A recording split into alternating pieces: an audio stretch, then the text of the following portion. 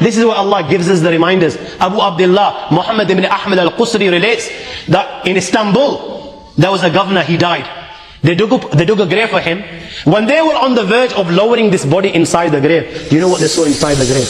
They saw a black snake waiting for him inside the grave. They were terrified. Naturally, they were terrified. They didn't want to bury this guy inside this grave, so they dug another grave. Now they've spent hours digging the second grave. They're on the verge of lowering the body inside the grave, and you know what? The same snake they saw in the first is waiting in the second. They dig a third grave. A third grave. And they find, when they're on the verge of lowering this grave, all of a sudden, out of the blue, they find the same black snake inside the grave.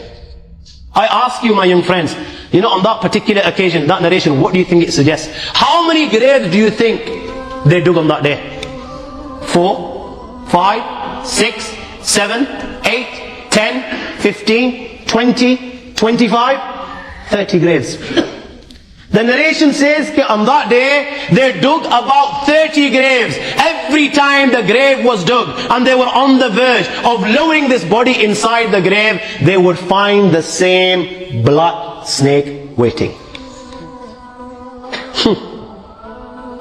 Where are you going to hide?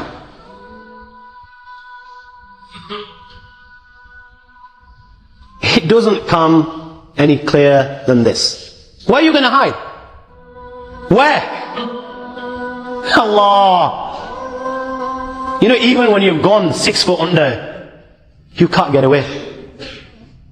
You've left the dunya and you've gone 6 foot under and you think you've got away with it. This is where it will begin. You know, fed up after digging so many graves, they consulted the ulama. What should we do with this person? May Allah protect us. They said, you know what? Just bury him inside the grave.